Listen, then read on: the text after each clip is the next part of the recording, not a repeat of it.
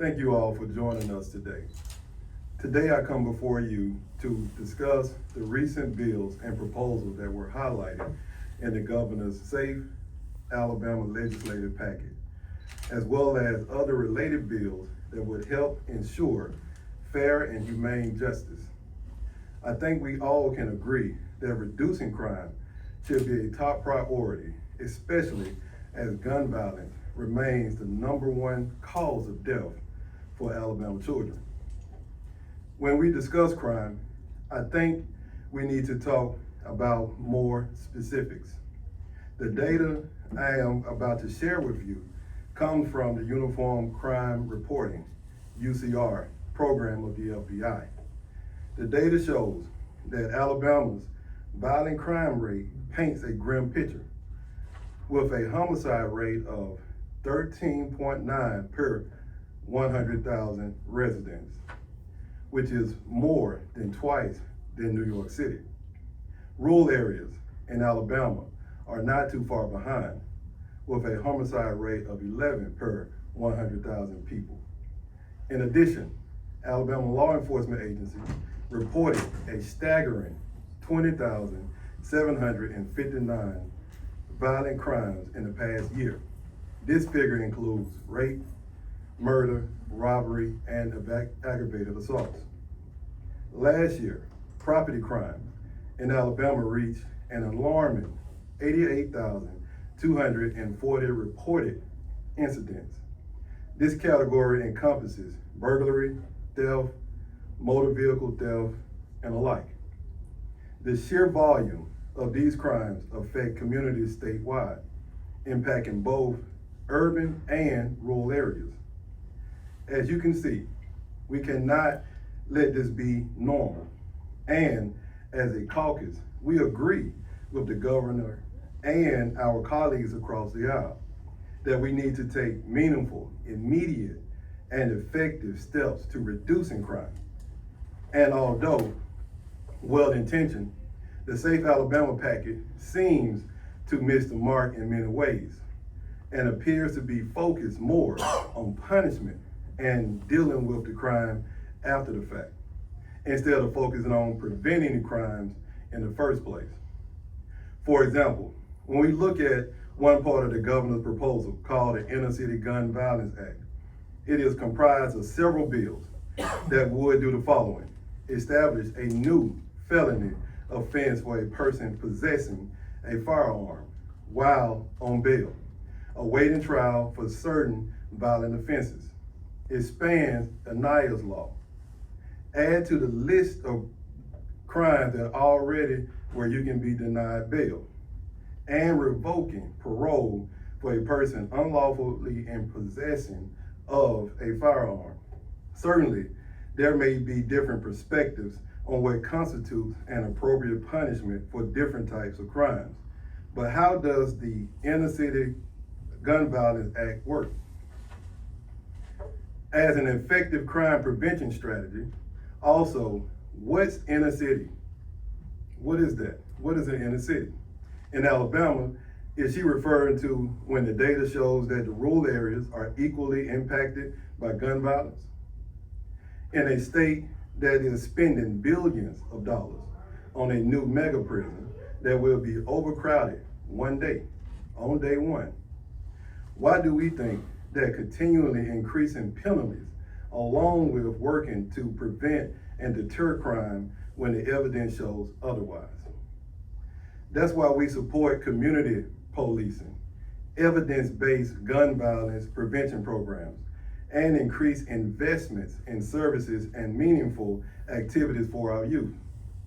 That's why we support bills like Representative Barbara Drummond's bill, HB 103, that ensures parents store their guns safely to keep them out of the reach of children, to prevent tragedies, and to make sure that the children are safe at home and at school. This doesn't infringe on anyone's Second Amendment rights. And it's something that any responsible parent or responsible gun owner would want to do.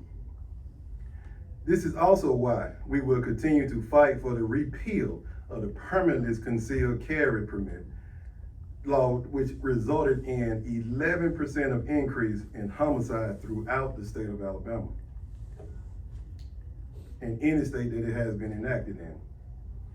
I'll close by saying this: Alabama has always been and continue to be tough on crime, but we are soft when it comes to preventing crime on successful reintegration of offenders back into public life, who have completed their sentences back into society where they should belong.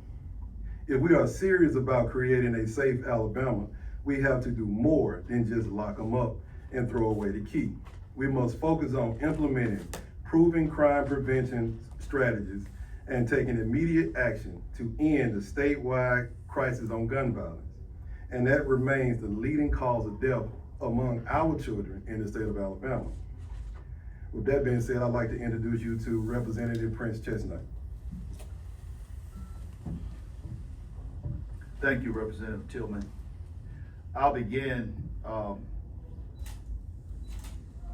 by saying that Tillman, makes a very strong point regarding crime prevention. As Benjamin Franklin once said, an ounce of prevention is worth a pound of cure. That's why I'm deeply troubled by another aspect of the Safe Alabama package that the governor calls the Back the Blue Legal Protection Act, which consists of HB 202, which is sponsored by Representative Reynolds. In its current form, this bill would drastically expand what is commonly known as qualified immunity for a police officer, making it nearly impossible to criminally prosecute. It'll make it hard to sue or even bring any type of civil action against an officer that violates the law, or harms civilians, or knowingly defies departmental rules and procedures. This bill would place a bad police officer who is not upholding his or her oath to protect and serve above the law. This could potentially impact cases that are already pending. Under current law, it is very difficult, if not almost impossible, to hold a bad officer criminally or civilly accountable when they violate the law or departmental procedures. Why would we make it even harder to hold them accountable in cases where they have clearly misbehaved, where they have deliberately violated policies and procedures?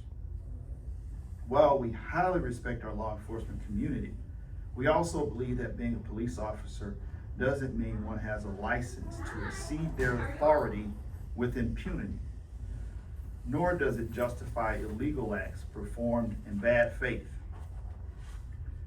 We expect our police to protect and serve us, and those that do not should be held accountable for their actions. How does enacting a bill that grants undue, wide-ranging, blanket immunity to those in uniform who break and breach their oath, breach the law, or carelessly violate departmental policies, how does that create a safer Alabama? If there's no transparency or accountability for those who have sworn to protect and serve us, how will this make our neighborhood safer?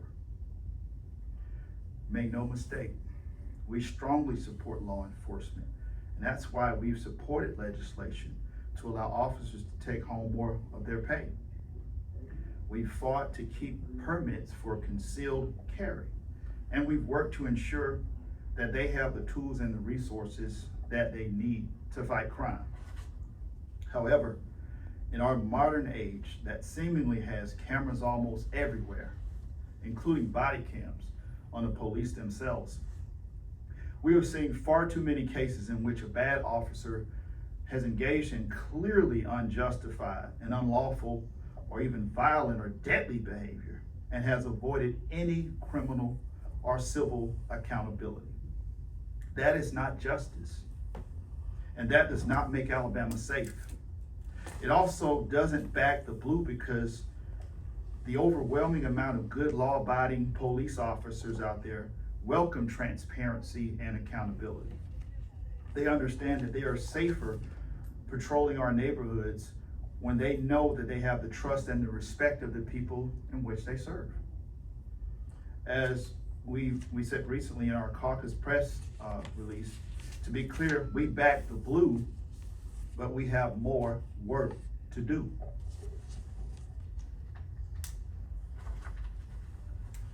I want to thank you for this opportunity, and at this time, I would like to introduce Representative Christopher England.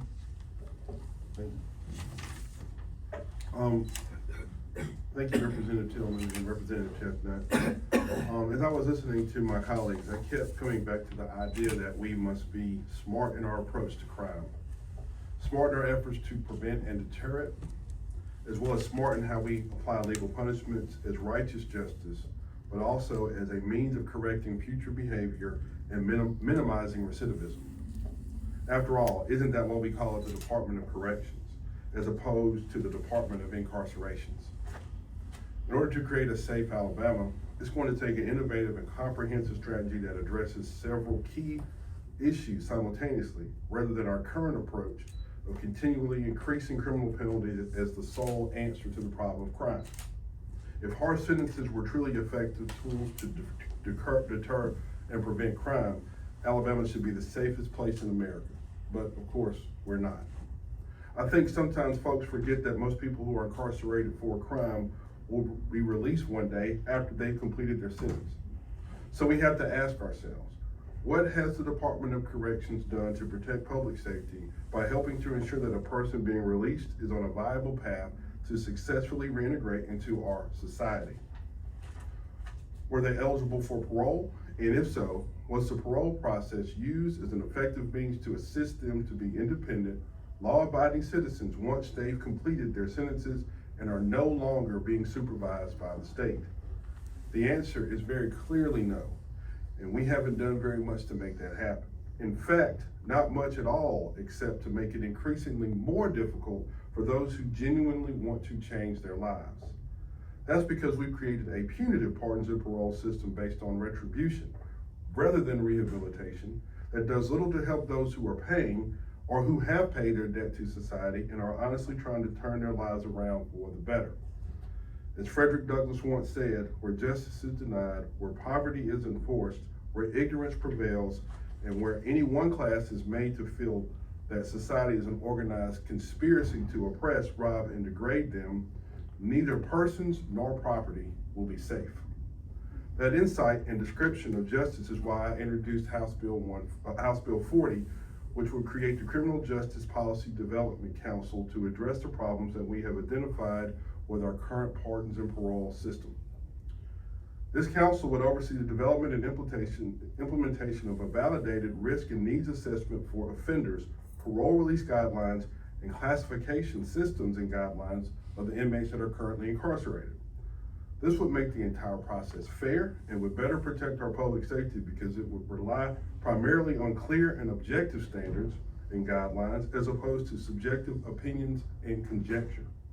Additionally, in cases where there was a justifiable reason to deviate from the parole release guidelines, the board would be required to state its reasons and provide appellate relief or due process for inmates who are negatively affected by this board's decisions. This bill will ensure that people on parole are at minimal risk to society and hopefully put them on a path for successful reentry and lowering the chances of them reoffending. This will also help alleviate the overcrowding in our prisons. Prison overcrowding is also a significant threat to public safety. That's why we continue to resist efforts to perpetually increase penalties for certain offenses without evidence that the prior increases that made those sentences harsher or longer were actually effective. The same is true with our local jail populations, where some people end up incarcerated for long periods of time simply because they can't afford to make bail. That's why I've also sponsored House Bill 42, which would authorize the court to accept a cash deposit at an amount less than the total sum upon approval of the judicial officer setting the cash bail. Not only is this the right thing to do ethically and morally, it also frees up space in the jail for those who pose a more serious threat to public safety. On top of that, taxpayers aren't having to pay to incarcerate someone who poses little or no threat to the community simply because they can't afford to pay their bail. And also, the money that they do spend, the cash, instead of going to a bondsman, it'll actually go to the court system to pay for rehabilitation, court costs, and to the victim themselves. Ultimately, these are the types of laws and measures that can truly make Alabama safe if they are implemented as a comprehensive strategy that begins with crime prevention, but also ends with helping people who have broken the law to turn their lives around for the better. I think it's important to remind everyone that we prosecute criminals, we prosecute crimes and not people. There's an old saying that goes, if all you have is a hammer, then everything becomes a nail. And that seems to be our one-tool approach to crime and justice in our state. The result has not been good because we're dealing with increases in crime, exploding prison populations, and skyrocketing costs to deal with crime after the fact, rather than focusing on proven ways to prevent it. Thank you. And at this time, we probably got about no time, but if you have a few questions, we'll try to entertain them and answer them as quickly as possible. I understand there's a sub coming on 202 back the blue. Does that make it significantly better or worse, or do you have any comments on the sub? To be honest with you, there's so many people involved in negotiating what the bill looks like. It's hard to tell you what's in the sub and what's not, because it's constantly changing. It's a moving target. Because if we don't understand, the governor's office has been negotiating with so many different people that I don't know if any of us can tell you what the final version of that bill is gonna look like. It's still scheduled for committee though, right? Yeah, it's in committee now. It's scheduled for, I think it's a public hearing today. Yeah, public hearing today. Okay. I think we're good. All right. See y'all downstairs. All right, thank you all very much.